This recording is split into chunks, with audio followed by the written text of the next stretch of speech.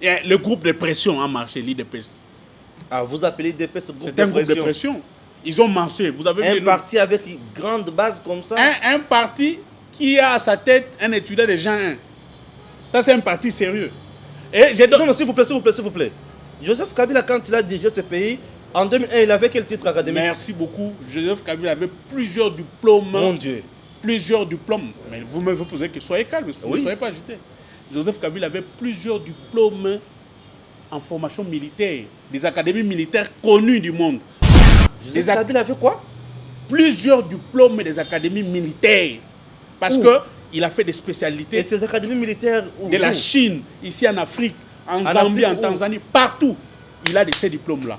Et vous ne pouvez pas comparer Joseph Kabila à ces messieurs qui gèrent l'IDPS aujourd'hui, qui est en Jean 1 à l'ULK. Et cette année-ci, elle est déclarée année blanche, il va rester en Jean 1. Le PPRD, ensemble de professeurs, il y a de grands professeurs qui ont été incapables... Connus, hein, bien qui sûr, ont un cursus connu. Bien sûr. Bien sûr. Mais qui ont fragilisé toutes les entreprises publiques. Quelle entreprise publique? L'ONATRA d'abord. À quelle hauteur aujourd'hui? Qui ont fragilisé la SNEL, qui ont fragilisé la Régie des eaux, qui ont pillé presque toutes les entreprises publiques.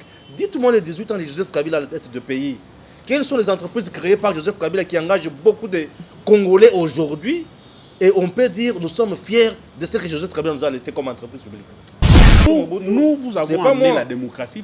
Vous avez amené quoi? La démocratie. La dictature ou la démocratie? Quelle dictature? Monsieur, vous parlez de démocratie. Vous étiez ici incapable de chasser Mobutu.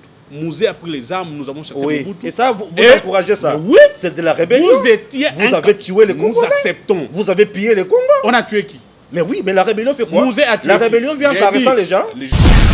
Quand Emmanuel Ramazan Chadar est nommé vice-premier ministre, les dossiers Kamouenan Sapou étaient déjà en feu. Les gens s'entretuaient là-bas pour des raisons que vous connaissez. Donc j'ignore. J'ignore, c'est vous qui dirigez. Si vous ignorez, mais vous avez quand même l'information sur la plainte et vous confirmez que ces gens-là ont tué. Mais l'existence de la chose, de la manière comment elle s'est passée, vous n'avez pas l'information. Puisque vous m'attribuez que vous connaissez, non, je ne connais rien. C'est ce que j'ai dit, vous ne connaissez rien, merci beaucoup. Kabila n'est plus au pouvoir. Les gens marchent, il y a des gens qui meurent. Et qui tue ces gens-là? C'est Kabila. C'est Félix Antoine Tshisekedi Tshilombo. Et les gens qu'on a torturés au niveau de la Merci beaucoup. Caleb aujourd'hui n'est pas à l'âge de l'année. Il vient d'être chassé. Non. Il n'est pas là non plus. Merci, il vient d'être chassé. Merci beaucoup. Confirmez ça. Ça n'engage que vous.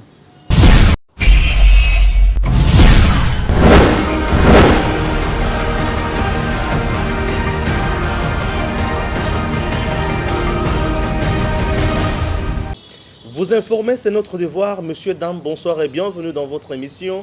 Qu'en pensez-vous? Qu'en pensez-vous? Nous avons l'habitude de recevoir toujours une personnalité, un leader, des communicants dans les soucis de vous informer, dans les soucis de leur donner bien sûr de l'occasion pour qu'ils communiquent, pour qu'ils donnent leur point de vue sur des sujets d'actualité. C'est comme vous le savez, en République démocratique du Congo, le président de la République a été bien sûr humilié par l'absence de 2 jours lors de prestation bien sûr des serments. Alors, on en parle dans cette émission. On a vu également l'absence de Tambo Mwamba, président du Sénat, Janine Mabunda. Qu'est-ce qui s'est passé?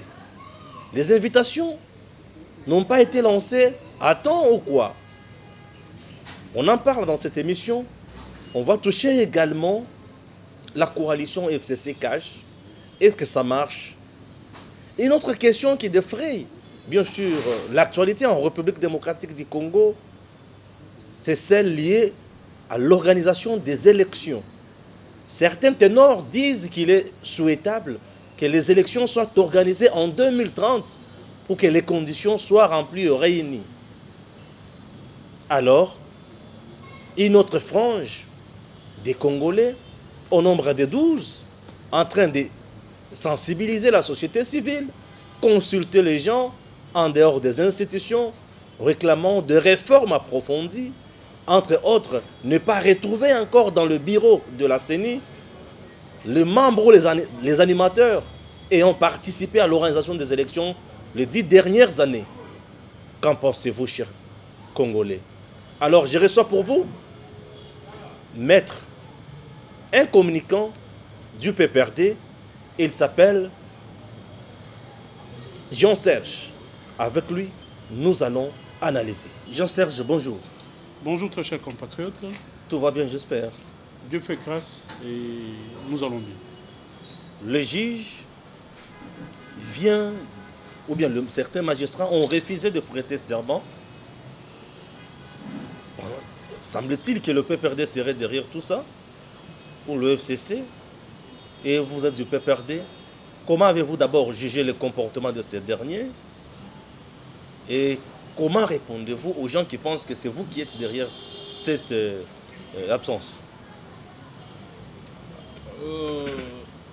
À la première question, je dirais que ce sont des gens qui n'ont pas d'argument, soit juridiques, scientifiques, qui donnent toujours de ces prétextes-là. Ah non, ces gens-là sont du FCC.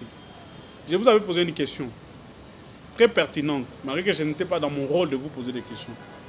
Quand Malonde a été l'agent de la CENI, en train de défendre les candidats Tshisekedi à la Cour constitutionnelle, là, Malonde n'était pas du FCC. Il n'était pas du PPRD. Mais subitement, aujourd'hui, Malonde est devenu quelqu'un du FCC.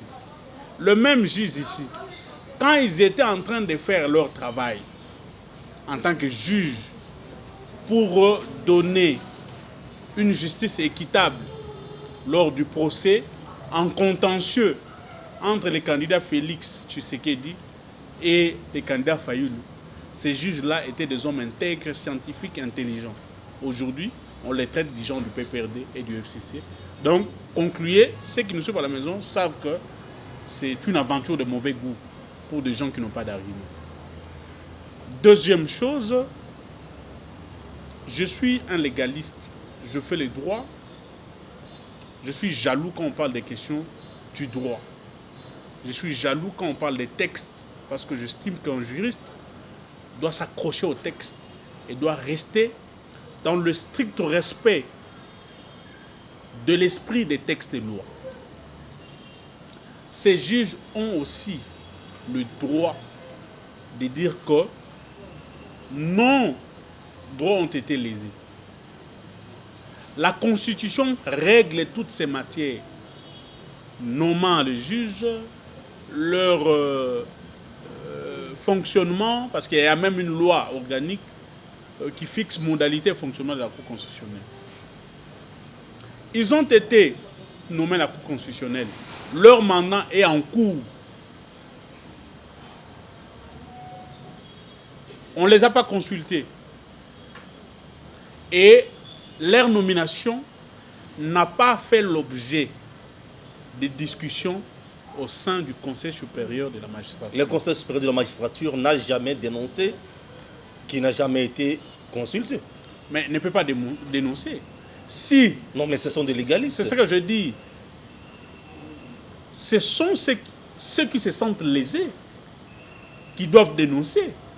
Ce n'est pas au Conseil supérieur de la magistrature de dire que voilà tel dossier. Non.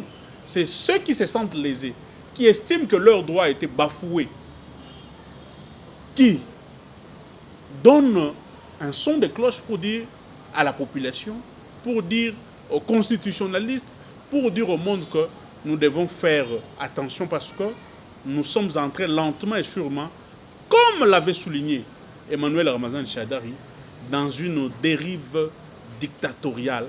Parce que dans une république qui se veut démocratique, ce sont les textes des lois et des textes réglementaires qui priment et non les états d'âme des uns et des autres. Vous appréciez cette démarche de ces derniers? Le fait de briller par l'absence et puis écrire directement au chef de l'État, ce n'est pas lui manquer du respect? Non, non. Dans un état de droit, il y a des voies légales. Ils n'ont pas seulement fait ça, ils ont introduit un recours gracieux auprès du chef de l'État et ils attendent que le chef de l'État puisse leur répondre. Si le chef de l'État ne répond pas, ils ont aussi le droit de saisir le Conseil d'État ou la Cour constitutionnelle. Et ils auront vraiment gain de cause dans cette démarche-là, vous le pensez? C'est ça la beauté du droit, c'est ça la beauté de la démocratie. Oui. La beauté de la démocratie, que c'est lui qui s'estime lésé puisse rester en justice et avoir gain de cause. S'il n'a pas de gain de cause, et que c'est lui qui avait posé les actes, soit lavé pour dire que voilà, les actes qu'il avait posés étaient dans le strict respect de la loi. Et celui qui avait esté, s'il n'a pas eu gain de cause, les juges lui diront que voilà, votre procédure a été biaisée pour telle faute, pour telle faute. C'est ça la beauté de la démocratie. Mais ces derniers n'ont pas été suspendus, n'ont pas été révoqués, mais ils ont été permis.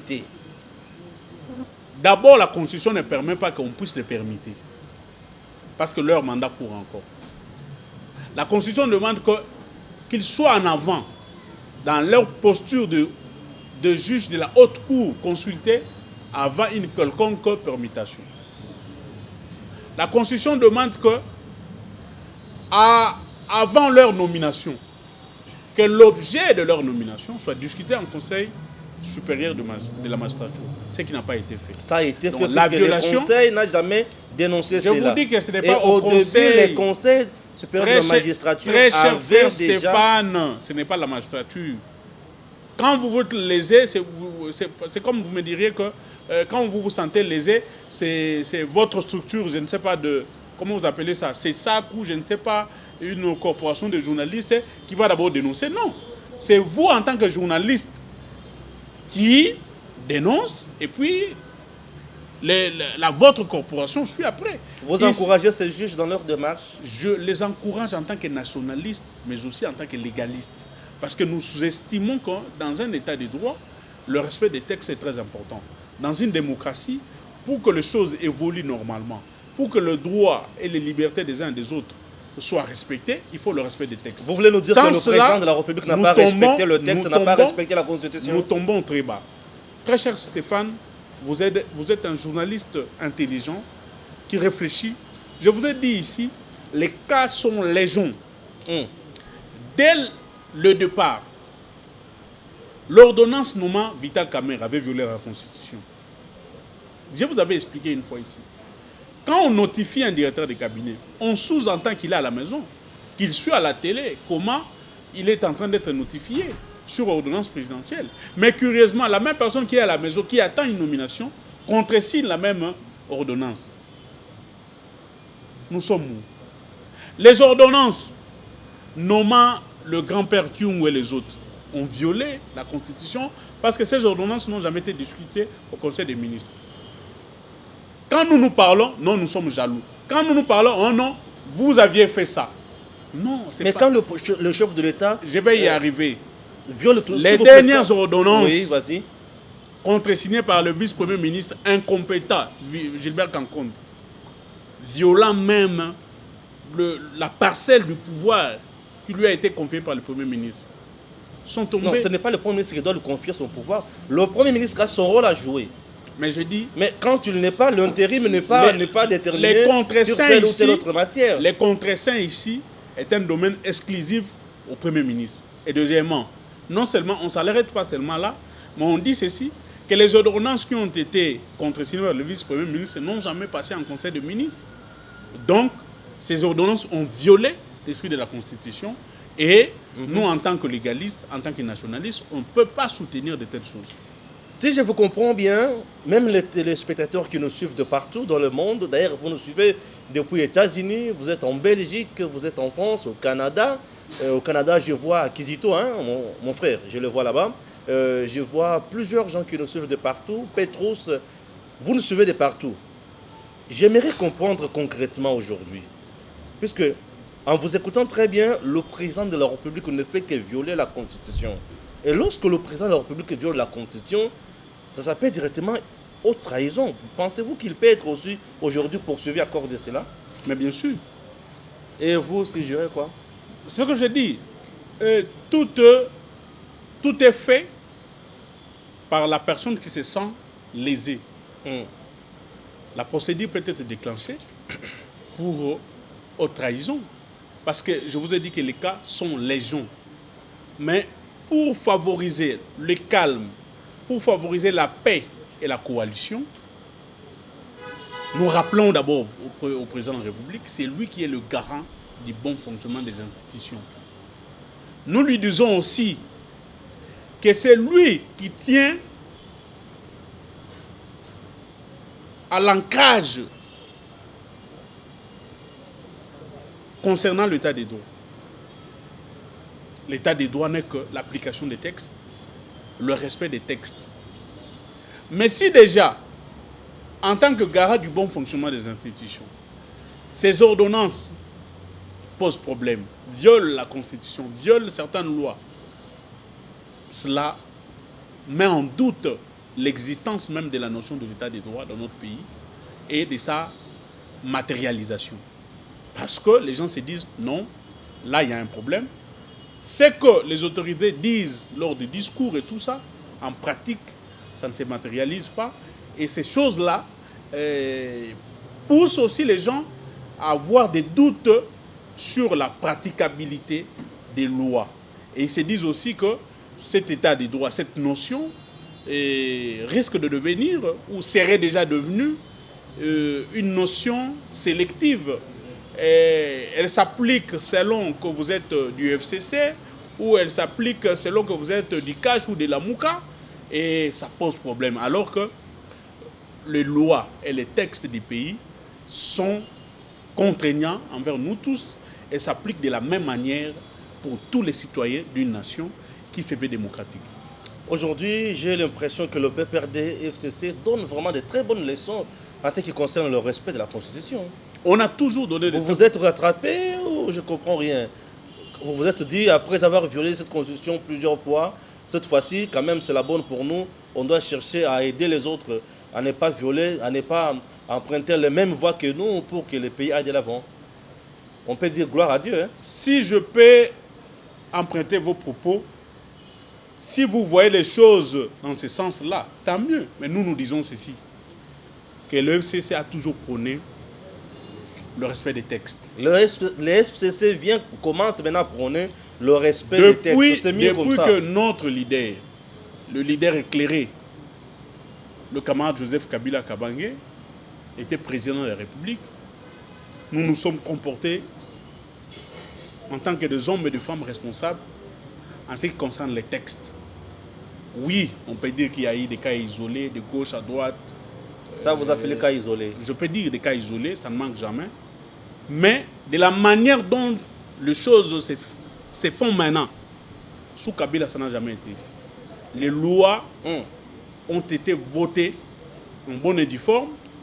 Les lois ont suivi le processus qu'il faut pour soit être contresigné par le Premier ministre, ou soit pour être voté à l'Assemblée nationale, ou pour pouvoir être promulgué au niveau du chef de l'État, ou soit tout simplement pour leur applicabilité. Ça n'a jamais posé problème. Mais quand les choses essentielles et élémentaires commencent à poser problème, on se pose des questions. Quand nous serons dans le grand débat démocratique, là où il faut appliquer des textes, et je crois que nous serons par terre en termes de respect des textes, en termes de démocratie, et certaines personnes diront même que nous sommes en train de reculer par rapport à tout ce que nous avons eu comme avancée avec Joseph Kabila en termes de la démocratie, en termes de la liberté d'expression, en termes de respect des textes constitutionnels mais aussi réglementaires. Raison pour laquelle Alexis Thambwe Mwamba, personnalité du FCC, bras droit de Joseph Kabila, n'a pas voulu être là, et Janine Mabunda, membre du PPRD, présidente de l'Assemblée nationale, n'a pas voulu également être là. Moi, je suis un homme qui réfléchit, un homme qui... Et le Premier ministre également. C'est ce que je dis. Les trois n'ont pas voulu participer à la cérémonie. Je suis un homme qui réfléchit, je suis un homme qui ne spécule pas sur certaines choses. À ce stade, on ne peut pas dire que Janine Mabunda, Alexis Thambwe Mwamba et les autres ne sont pas là parce que... Et ils ont boycotté carrément. Qu'est-ce qui prouve qu'ils ont été invités? Ah, c'est ce que vous voulez nous dire. Vous pensez une telle activité de telle ampleur peut s'organiser dans ce pays? Qu'est-ce qui prouve qu'ils ont été invités? On n'invite pas Janine Mabunda. Je suis en train de réfléchir à haute voix. Non, mais cette réflexion semble ne pas être la bonne. Vous allez me contredire peut-être bien après. C'est pas moi qui contredis, mais j'ai juste un contre. Réfléchissons avec ceux qui nous suivent à la maison. Et vas-y. Qu'est-ce qui prouve qu'ils ont été invités? Ça, c'est déjà la fausse piste. Nulle part. Ça, c'est déjà la fausse piste. Si c'est le cas, que le protocole de la présidence autre nous montre leurs invitations qui ont été émises à ces autorités-là pour clore les débats. Si ce n'est pas le cas, et qu'ils ont reçu des invitations. Ce sont des personnes, ils peuvent être empêchés. Les trois. Mais oui, ça arrive. Premier ministre, Je président dis, de ça l'Assemblée nationale, arrive. président du Sénat. Vous voyez ça comme Et si tous c'était du côté de Joseph Je dis, Kabila. ça arrive. Nous avons assisté à des activités lors des années précédentes. Joseph Kabila président, nous avons aussi assisté à des pareilles activités où le Premier ministre est empêché, il est représenté par tel X. Ça n'a pas posé problème. Ah Pourquoi ça doit poser problème chez... Ce n'est pas dans Maintenant, l'instance de boycotter. C'est-à-dire les gens ont tendance ou sont dans une logique de diaboliser les gens. Une logique qui semble être la bonne. Non, une logique fausse. Une logique biaisée qui semble à diaboliser des personnes parce qu'ils sont du UFCC, parce qu'ils veulent comploter. Non, ce sont des gens qui sont en cours d'argument. Je dis, ce sont des personnes, s'ils avaient reçu des invitations, peut-être qu'ils peuvent être empêchés, ou encore, à ce stade-là, on ne peut pas spéculer et on ne peut pas faire des débats à cause de cela. Merci. Il s'appelle Jean-Serge, cadre du PPRD, en même temps communicant. Jean-Serge, nous passons à la deuxième thématique. Il y a une plainte déposée contre Kalev Mouton. Non, qu'est-ce que je dis? Contre le secrétaire permanent. Vous êtes au courant de ça, j'espère? Qui a déposé la plainte? Une plainte déposée contre le secrétaire permanent du PPRD, M. Ramazani Chadari, par le victime des atrocités de Kamouena Sapou, au Kasaï central, précisément en Ganza. Je m'en moque. Vous vous moquez des victimes? Je m'en moque parce que... Vous avez beaucoup tué. Je dis, c'est je devenu de m'en la moque. coutume. Laissez-moi évoluer. Ah oui. Ils passent leur temps. Les gens au Congo aujourd'hui pensent qu'ils peuvent créer des choses pour salir des personnes gratuitement comme ça. Ah, ok. Chadari Emmanuel, notre secrétaire permanent, est un homme brave, intègre, compétent. et surtout compétent et un homme déterminé. À faire du mal. Non, non, laissez-moi évoluer. Soyez calme, vous m'avez posé une question. C'est un monsieur qui ne se laisse pas intimider. Ah, surtout ça. Ça, c'est de deux.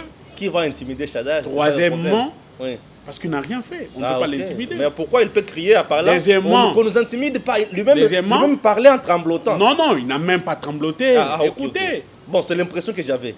les gens ont voulu nous intimider en arrêtant Tunda d'une manière arbitraire.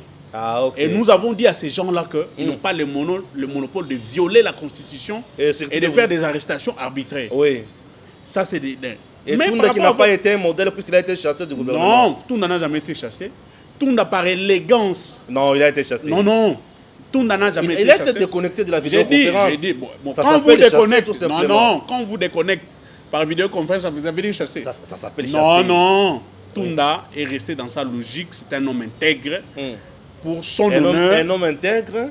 Pour son honneur Ouais. et sa dignité, il a démissionné. C'est un homme, il a prouvé de la grandeur. Un homme qui a la grandeur, qui agit en lieu et place d'un Il gouvernement. n'a rien fait. Je vous ai dit sur cette question, Tunda n'a jamais posé un acte nuisible sur le plan pénal, moins encore une faute administrative. Revenons sur la plainte.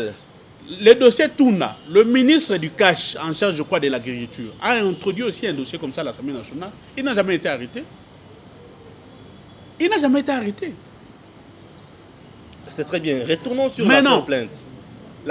La fameuse plainte est une vaste blague de mauvais goût. Je vous dirai ceci. Quand Emmanuel Ramazani Chadari est nommé vice-premier ministre, les dossiers Kamouena Sapou étaient déjà en feu. Les gens s'entretuaient là-bas pour des raisons que vous connaissez. Donc, j'ignore. Merci J'ignore, beaucoup. c'est vous qui dirigez. Si vous ignorez, mais vous avez quand même l'information sur la plainte et vous confirmez que ces gens-là ont tué. Mais l'existence de la chose, de la manière comment elle s'est passée, vous n'avez pas l'information. Puisque vous m'attribuez que vous connaissez. Non, je ne connais rien. C'est ce que j'ai dit. Vous ne connaissez rien. Merci beaucoup. Il arrive à la tête du ministère de l'Intérieur.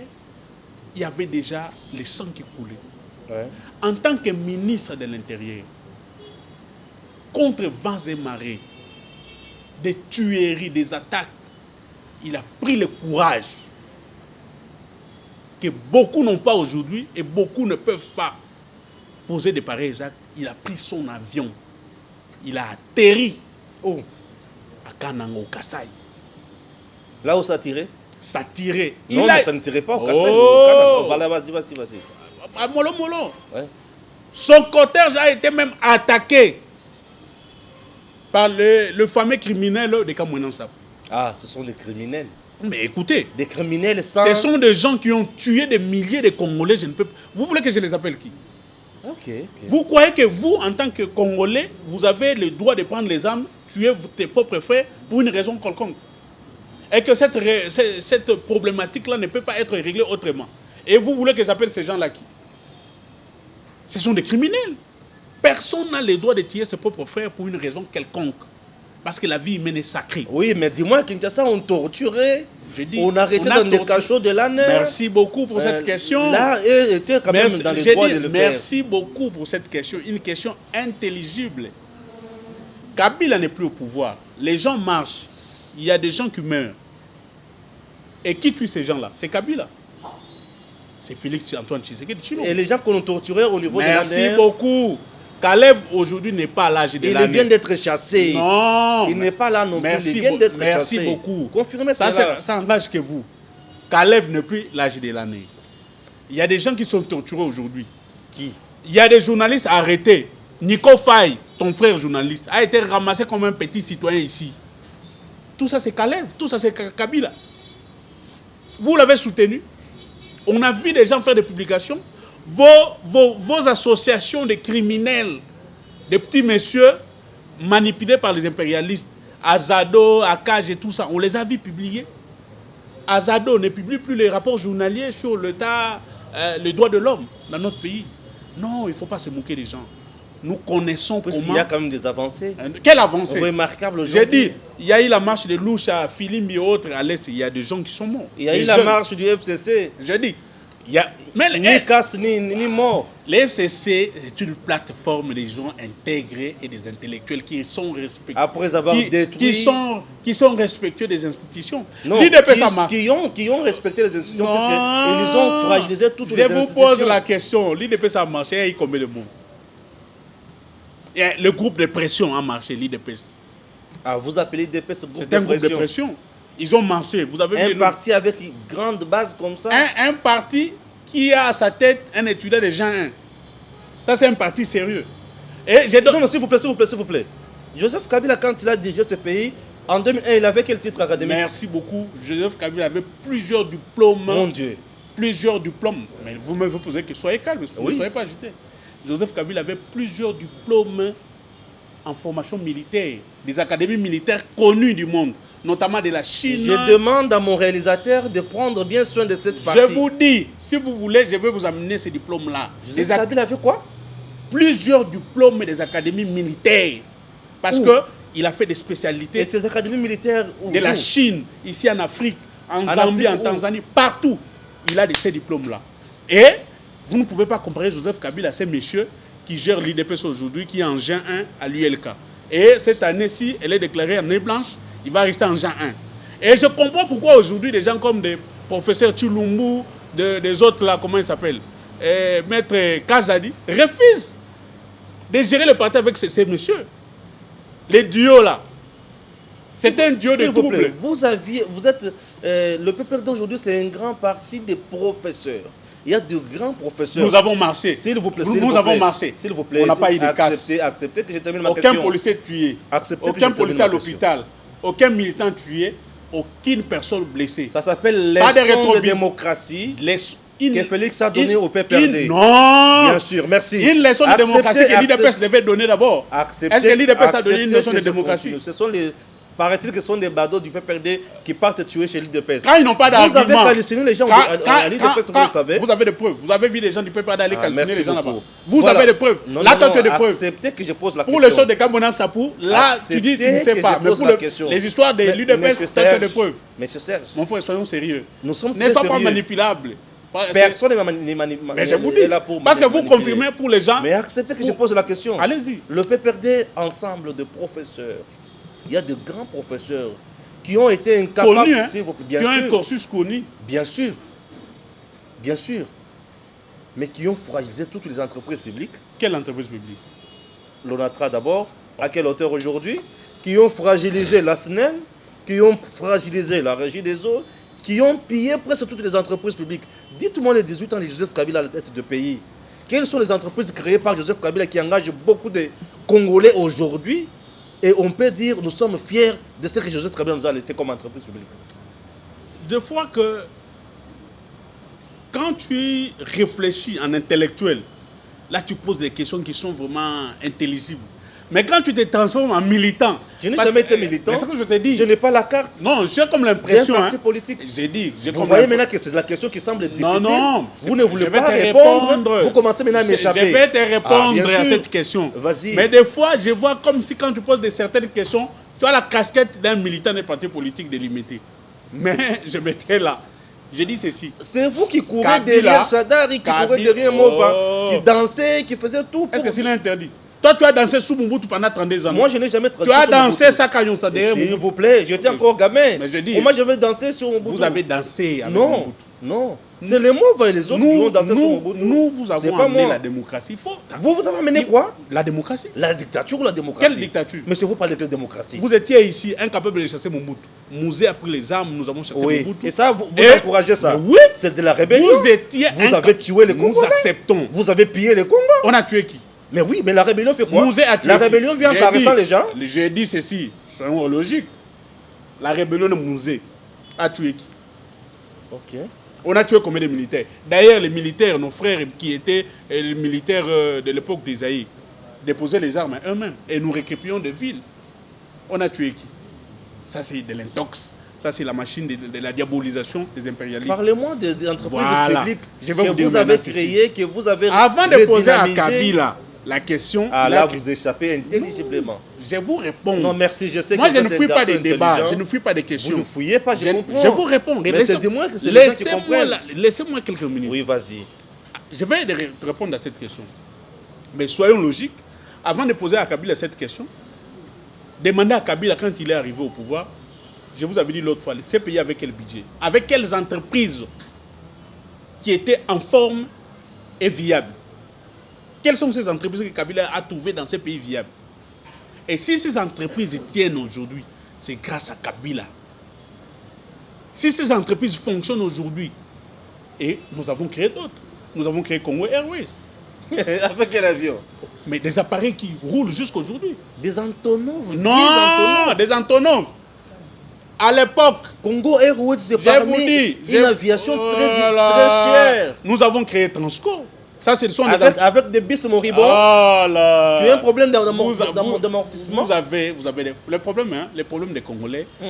Ils pensent que les gens peuvent oublier tout. Transport, Congolais l'espère. Mais uniquement Kinshasa. Non. Mais c'est ça, non? Vous savez que vous ne voyagez plus.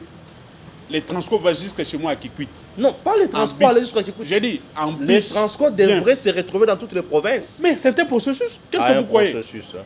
L'IDPS au pouvoir aujourd'hui, ils ont la présidence de la République. Pourquoi parler de l'IDPS? Moi, je pose sur votre gestion. Mais vous... Sachez très bien que prochainement, je vais vous inviter pour qu'on parle de votre bilan. L'IDPS, si je serais très content. Là, je vais vous amener des réalisations en termes de sur papier. Sur papier. Virtuel. Non. Mais sur ne voit pas sur le terrain. Je vous dirais qu'à tel endroit, nous avons construit ça. Nous avons construit autant de barrages. Nous avons construit... Non, ce sont des choses qui sont réelles. Ah, ok. Par exemple, quand je parle du barrage des Zongo, ça, c'est du papier. Ah, ok. On peut passer à la troisième thématique. Quand je parle du pont Luangue, qui a permis à nos frères Wewa de quitter Esma, Kassa et jusqu'ici, ça, c'est sur très bien, très bien. Si nos frères Wewa ont quitté Kassa, c'est parce que vous avez détruit la ville. Ça, c'est un alibi. Puisque vous avez détruit avec le famille et Kassage. Quand l'homme qui a étudié par correspondance, il était ici à Koukassaï, il était gouverneur là-bas, même temps étudiant. Sois calme, ne sache pas. Quand je commence maintenant à citer les actions de Kabila, là vous voulez me faire perdre la vie. Vous citez des actions virtuelles. Des grandes envergures qui sont palpables. En termes de réformes, en termes des actions palpables. En termes de réformes. Elles sont lorsqu'on mène une réforme, c'est pour aboutir à un résultat positif. Mais le résultat est positif. La réforme a été menée dans quel secteur? Les institutions aujourd'hui tiennent debout parce qu'il y a eu des réformes qui les ont portées, qui les ont boostées aujourd'hui. Vous ne pouvez pas vous dire que les réformes n'ont rien apporté, c'est faux. Dans tous les domaines de la vie nationale. Messieurs, dames, vous avez compris qu'il a manqué d'arguments, mais acceptez qu'on passe à la troisième thématique. Un juriste ne sèche pas et je ne manque jamais d'arguments. Et surtout que Kabila a beaucoup fait dans ces pays. Mais oui, appelez-moi. Certainement, il a beaucoup fait. Appelez-moi dans une émission où nous parlerons du bilan. Je ne refuse Je vous ai pas. dit, je vous amènerai dans tous les secteurs, monétaires, économiques, infrastructures, culturels. Je vous amènerai tout. Merci. Sur le... Tous, nous savons ce qu'il a fait. À part des tueries, à part des arrestations. Ça n'engage que vous. Et voilà, chers Je Congolais. vous ai posé la question, les gens marchent aujourd'hui, les gens sont tués. Qui tue? Acceptez que je C'est passe à la Félix troisième Antoine thématique, Tshilombo. puisque sur la deuxième, vous avez... Nico Faye a été arrêté, les journalistes se sont kidnappés et tout ça. Qui les tue? C'est Kabila. Alors, la troisième thématique, elle est liée à l'organisation des élections. Basile Olongo pense que les élections seront organisées. C'est mieux d'organiser les élections en 2030 pour qu'elles soient quand même meilleures. Vous pensez quoi? C'est un vagabond politique qui a raté de se taire. Basile Olongo devait se taire. Aller et place de parler de sa petite famille, mais aussi de son parti qui n'a pas de députés, qui peine à s'organiser. Vous croyez que vous pouvez vous réveiller parce que vous n'êtes plus du FCC, vous n'avez pas un ministère, et que toute votre vie, vous devez être ministre, vous êtes en quête de positionnement et faire gober les gens des histoires comme ça, comme si on était des petits-enfants. Basile est en train de chercher sa vie, il cherche un rapprochement avec Félix Antoine Tshisekedi Tshilombo, pour qu'il soit nommé, je ne sais pas, vice-ministre ou ministre, nous les connaissons. Ils sont dans le même lot avec ceux qui sont en train de faire la fameuse démarche républicaine pour aboutir à un dialogue, le Lubaya, les Sessanga, et toutes ces personnes-là, ils sont dans la même logique. Et nous disons c'est du n'importe quoi. Nous ne pouvons pas nous attarder là-dessus. Nous sommes au début du mandat, il n'y a pas opportunité pour reporter les élections. 2023, nous avons encore 3 ans ou quelques années. Le gouvernement doit se plier avec le chef de l'État de nous mobiliser les moyens afin que nous puissions organiser les élections. Si le chef de l'État va accepter qu'il puisse continuer sur la logique de Kabila, qui a dit que les élections doivent être organisées avec l'argent du contribuable congolais pour notre honneur et pour notre souveraineté, surtout notre indépendance, ça sera une bonne chose. S'il estime, comme il a fait avec l'éducation, d'attendre l'argent de la Banque mondiale, et je ne sais pas, de la BAD, du FMI, pour l'organisation de l'élection, ça c'est libre à lui. Mais lui, moi, a attendu l'argent de la Banque mondiale pour ne pas s'enrichir, pour ne pas construire son Kinagati pour son Vatican vice, mais du moins quand même c'est pour aider les Congolais. Il ne faut pas me pousser à dire des choses ici. Après, vous allez m'envoyer des mandats d'arrêt pour aller à ma tête. Ne me poussez pas à dire des choses ici, je te dis. Mais que vous n'avez pas. C'est ce que je te dis. Vous allez dire quoi que vous n'avez pas. Parce que dans ces pays, la liberté d'expression n'existe plus. Vous avez arrêté Henri Magie. Vous avez arrêté Papier Okata, mon frère de l'UNC, qui est à Makala. Et ne me poussez pas à dire des choses maintenant là, pour m'envoyer des convocations. Je vais suivre Henri Magie et Okata à Makala. Vous avez quoi à dire? Non. Vous n'avez rien à dire, c'est ça le problème. Les Congolais, ce sont des menaces stériles, passer à autre chose. Les Congolais ne sont pas des petits-enfants. Oui. Ils savent que l'état des droits est une notion à double vitesse. L'état des droits est une notion de façade. Dans l'application, cette notion ne s'exécute pas. Elle s'exécute seulement si vous êtes de la Mouka et du FCC. Quand vous êtes du cash, on sait. Il y a un ministre ici qui a été, c'est John Toumba, qui avait pris 20 millions, je ne sais pas, 10 millions dans des mallettes ici à Belleville. Jusqu'aujourd'hui, il n'a jamais été arrêté, ni inquiété. Il y a des gens qui sont cités pour le dossier des sauts de moutons. On cite énormément leurs noms pour avoir touché l'argent. Ils n'ont jamais été arrêtés. Dossier Samibo avec Kamere. Il n'y a que Kamere et Mouima qui sont en prison, mais on cite des noms. Le conseiller principal du chef de l'État en matière de l'économie, Bilomba, a fait une révélation que l'argent était sorti 67 millions. Où sont passés les 9 millions? On cite les noms des personnes. Pourquoi ne sont pas-ils arrêtés? Pourquoi ne sont pas-ils entendus? Vous voulez prendre des Congolais comme s'ils ne savent pas rien. Nous connaissons comment les choses se font. Et la gestion, la gabegie financière dont vous parlez, c'est à nos frères qui sont venus de l'Europe, sans bagage, sans expérience, autour du chef de l'État. On a triplé leur salaire à 37, 40 millions, mais qui ne font rien, qui dorment dans les climatisations au Palais de la Nation et à Mongalema, parce qu'ils n'accompagnent pas les chefs de l'État. Toutes les ordonnances des chefs de l'État sont émaillées des erreurs, soit des formes, soit des fonds. Ça, ce n'est pas notre problème. Les chefs de l'État, et je t'avais dit, l'UDPS est en panne de réflexion des stratégies.